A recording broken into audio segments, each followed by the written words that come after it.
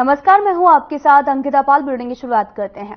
खबर सोलन से है, जहां पर पिछले एक महीने से अधिक समय से चिकित्सक अपनी मांगों को लेकर सरकार का विरोध कर रहे हैं और बीते 6 दिनों से चिकित्सक पेन डाउन स्ट्राइक भी कर रहे और जिससे मरीजों को खासी परेशानियों का भी सामना करना पड़ रहा। चिकित्सकों को एनपीए सहित 5 सूत्री मांग भी है, जिसे वे पूरा करने का आग्रह सरकार से कर रहे हैं। वहीं इस प्रकरण पर आपको बताते चले कि स्वास्थ्य मंत्री डॉक्टर कर्नल धनीराम शांडिल ने भी कहा कि सरकार चिकित्सकों का एनपीए बंद नहीं करेगी। आपदा के समय की स्थिति को देखकर फैसला लिया गया था, जिसे चिकित्सक ने गलत समझा है।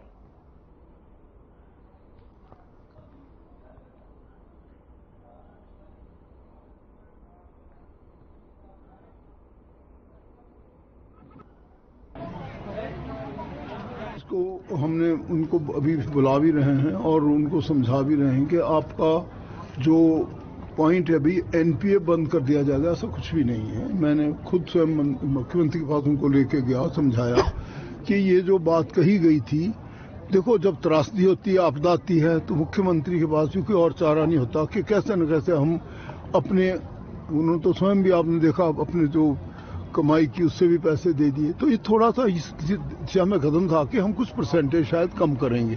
परंतु मैं समझता हूं कि डॉक्टर रात दिन काम करते हैं, उनके एनपीए में या किसी भी प्रकार की सुविधाओं में कोई कमी नहीं होगी और उनको हम समझाएंगे और अपना काम करेंगे।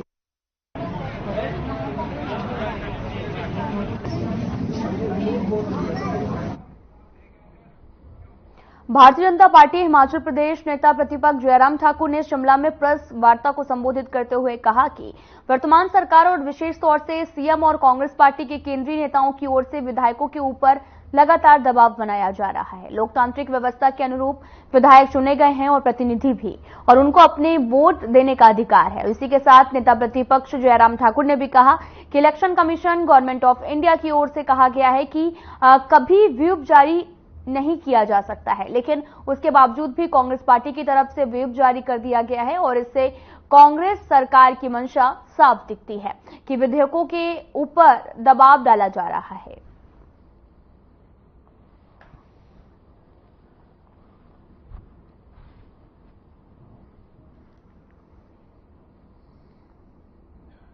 की ओर से ये बड़ा क्लियर है, election commission government of India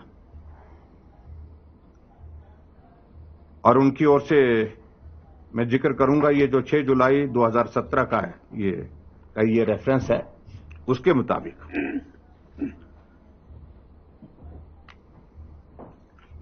whip के संदर्भ में जो उन्होंने बात कही है उसका मैं जिक्र करना चाहूंगा। However, the political parties cannot issue any direction or whip to their members to vote in a particular manner or not to vote the election, leaving them with no choice as। चलो यहीं तक पढ़ता हूं मैं, यहीं तक पर्याप्त है। ये बड़ा क्लियर है इसमें, मुझे नहीं लगता कोई कंफ्यूजन है। इलेक्शन कमीशन को बड़ा साफ और स्पष्ट है इसमें कि व्हिप जारी किया ही नहीं जा सकता, लेकिन उसके बावजूद भी व्हिप जारी किया गया। सिरमौर जिला मुख्यालय नाहन में कुछ समय से उद्घाटन पट्टिका हटाने और लगाने के विवाद के बीच में विधायक अजय सोलंकी ने इसका विधिवत लोकार्पण किया है। इससे पूर्व बीजेपी समर्थित पार्षदों ने एक प्रेस कॉन्फ्रेंस का आयोजन किया, जिसकी अध्यक्षता बीजेपी प्रदेश अध्यक्ष डॉक्टर राजीव बिंदल ने की है और इस दौरान उन्होंने कांग्रेस पर आरोप लगाते हुए कहा कि प्रदेश की कांग्रेस सरकार ने जो भी धनराशि इन भवन को बनाने के लिए देनी थी, उसमें षड्यंत्र के तहत रोका गया है। साथ ही स्थानीय विधायक ने नगर परिषद नाहन को मिलने वाली विकासात्मक गतिविधियों के कार्यों को भी रुकवाया और लंबित किया है, जिसकी वजह से ये बहुमंजिला प्रशासनिक भवन और पार्किंग, जो भी अभी तक 4 मंजिल बननी चाहिए थी, वे 2 मंजिल के ऊपर रुकी खड़ी है।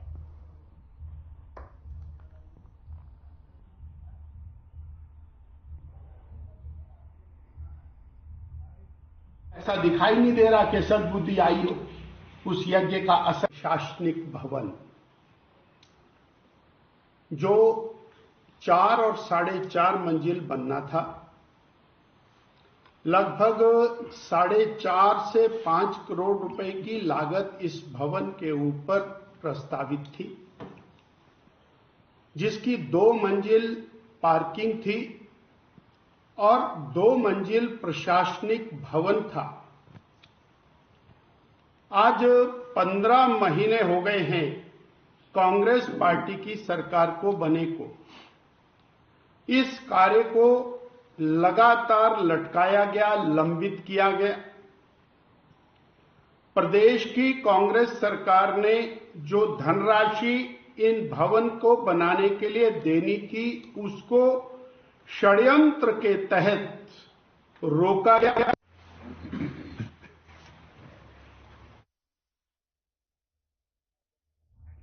आपको बता दें कि डॉक्टर राजीव बिंदल का बयान सामने आया है, जहां पर उन्होंने आपको बताते चले कि प्रदेश सरकार पर गंभीर आरोप लगाए हैं और साथ ही षड्यंत्र के तहत विकास कार्यों को रोकने की बात भी कही जा रही है। खबर नाहन से है, जहां पर प्रदेश सरकार पर गंभीर आरोप लगाए गए हैं और साथ ही षड्यंत्र के तहत विकास कार्यों के रोकने की बात भी कही जा रही है।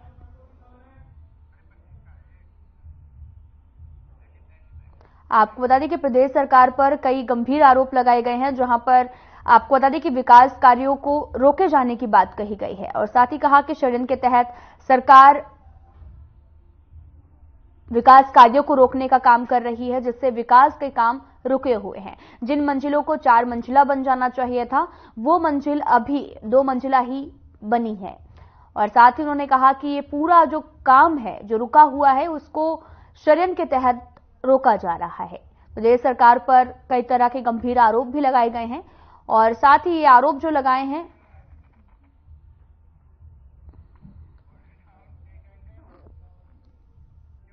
बिलासपुर से पूर्व विधायक और हिमाचल कांग्रेस महासचिव बब्बर ठाकुर के साथ में रेलवे निर्माण कंपनी के कार्यालय में कुछ लोगों ने मारपीट की है, जहां पर बब्बर ठाकुर ने विधायक त्रिलोक जम्वाल की तरफ से संरक्षित लोगों पर मारपीट करने का भी आरोप लगाया था। तो वहीं बिलासपुर से आपको बता दें कि बीजेपी विधायक त्रिलोक जम्वाल ने इस आरोप को निराधार करार दिया है। इस दौरान उन्होंने कहा कि बीजेपी रेलवे निर्माण में लगी कंपनी के कार्यालय में पूर्व विधायक बब्बर ठाकुर के साथ में कुछ ठेकेदारों की लड़ाई हुई थी, लेकिन बब्बर ठाकुर इसका राजनीतिकरण कर बीजेपी पर बेबुनियाद आरोप भी लगा रहे हैं। साथ ही त्रिलोक जम्वाल ने यह भी कहा कि बब्बर ठाकुर की तरफ से प्रदेश सरकार की आड़ में ठेकेदारी के नाम पर जमकर लूट कर रहे हैं, सरकार को हिस्सा देने का दबाव अधिकारियों पर बनाते हैं।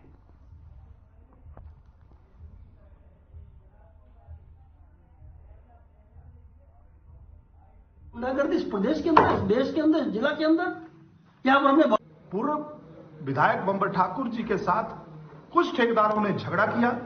यह उनका अपना ठेकेदारी का पेशा है और पेशे में उनका कुछ झगड़ा हुआ और उस झगड़े में आरोप लगाया उन्होंने कि बीजेपी के विधायक त्रिलोक जम्वाल और केंद्रीय मंत्री अनुराग ठाकुर और भारतीय जनता पार्टी के सामान्य राष्ट्रीय अध्यक्ष श्री जगत प्रकाश नड्डा जी का नाम लिया। मैं एक चीज आप लोगों के माध्यम से पूछना चाहता हूं कि बब्बर ठाकुर जी पूर्व विधायक हैं, वो एक कंपनी के कार्यालय में जहां नाप तोल होता है, जहां रेते बजरी को नापा जाता है, जहां वहां कांटा लगता है, जहां कितना उस किसी ट्रक में माल आया उसकी पमाइश होती है, वहां आप किस लिए गए थे? और आपका लोगों के पमाइश को लेकर कि कितना ट्रक में बजरी है, कितना रेता, उसके लिए आपका ठेकेदारों के बीच में झगड़ा होता है। सदन के लोकप्रिय विधायक आदरणीय श्री त्रिलोक जम्वाल जी,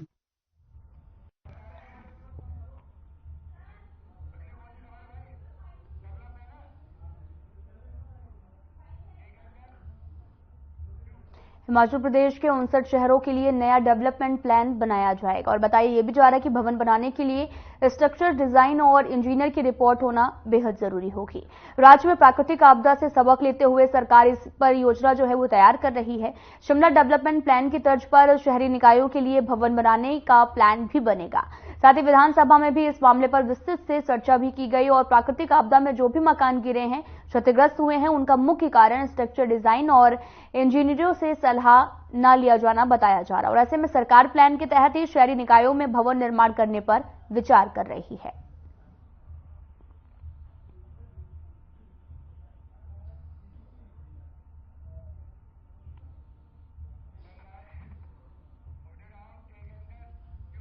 हिमाचल प्रदेश के डीजीपी संजय कुड़ू बिलासपुर पहुंचे हैं, जहां पर वे पूर्व विधायक बब्बर ठाकुर से मिले हैं।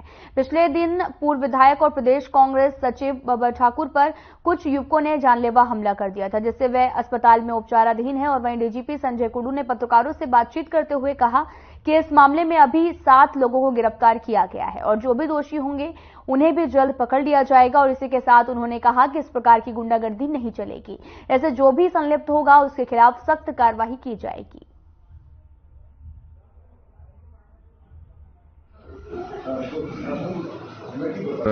मैं आया इनको विजिट करने के लिए और केस दर्ज हुआ है 307 अटेम्प्ट टू मर्डर में और इसमें 7 लोग हमने गिरफ्तार किए, बाकियों की गिरफ्तारी चल रही है और हम आज बाकी सब लोग गिरफ्तार कर लेंगे। और मैं आपके माध्यम से मैं ये संदेश देना चाहता हूं कि लॉलेसनेस है।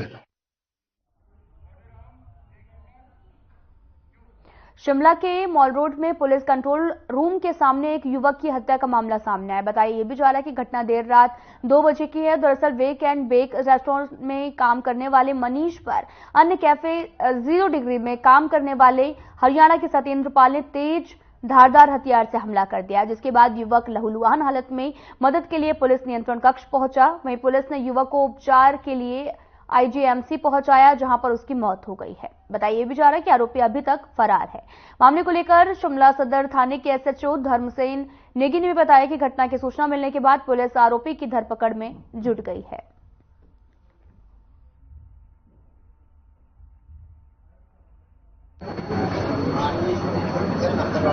मेरे बेटे के साथ बहुत ही बुरा हुआ है। जब शिमला राजधानी हमारे हिमाचल प्रदेश की और वो भी कंट्रोल रूम के पास ऐसा हादसा होता है, वर्ल्ड के लोग आते हैं, वर्ल्ड क्लास के लोग आते हैं यहाँ पे, और मेरा बेटा खुद पुलिस को इन्फॉर्मेशन देता है कि मेरे साथ ऐसा हुआ है, खुद कंट्रोल रूम के पास जाता है। पुलिस ने मेरे बेटे की मदद की है, अच्छी बात है, मैं धन्यवाद करता हूँ पुलिस का, उन्होंने आईजीएमसी पहुँचाया।